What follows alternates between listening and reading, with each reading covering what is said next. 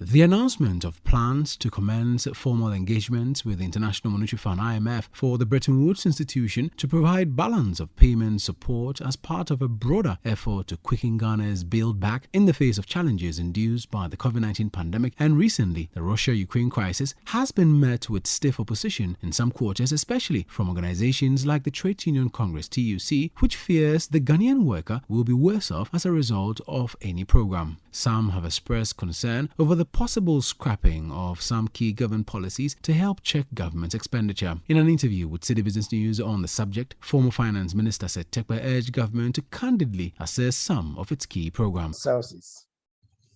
Do these programs have the right design? And are we able to pay for them? We know it. The headmasters have spoken that money is not flowing, right, into these programs. Contractors have spoken that they are not being paid, right? About the same time, 2018, 2019, we went into the debate. PIAC was in the lead, where the ABFA allocation that should go to infrastructure and the rest was going to, free SHS. Some of us drew attention to the fact that the bond that was made in the 2018 or 2019 bond, a whopping 2.2 billion Ghana cedis, was being used to support recurrent free HS education. So the question is free SHS in its unfettered form, let me emphasize, in its unfettered form, where everything was being put, on the budget, are they sustainable, especially when we can no longer borrow, especially when we are in debt distress? So it's not a question of whether the fund or other is going to push us. No, it's a question we have to candidly ask ourselves. Is free SHS sustainable in its unfettered form?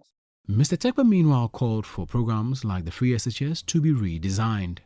I think it's a matter of redesign, just as a number of items are redesigned, just as we redesigned or we made it known to Ghanaians that we're going to redesign, the free SHS, and we would have built those schools with 10 field and Sankofa, and that would have been an alternative. So I don't think the government is being asked for. So we shouldn't put everything at the foot of, the IMF. We should be realistic in asking ourselves whether, this was a way forward. He also urged the president to address the country on what our program to the IMF will look like. So this is the time, to stop the speculation, including mine, as to what is going to be cut or is not going to be cut.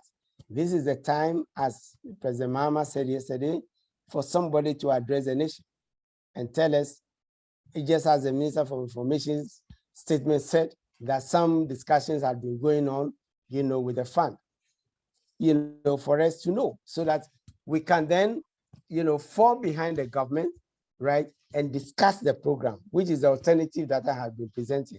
Perhaps we can give the government the benefits of the doubt and wait until the media review, which is imminent. If that is the case, we should be told, right?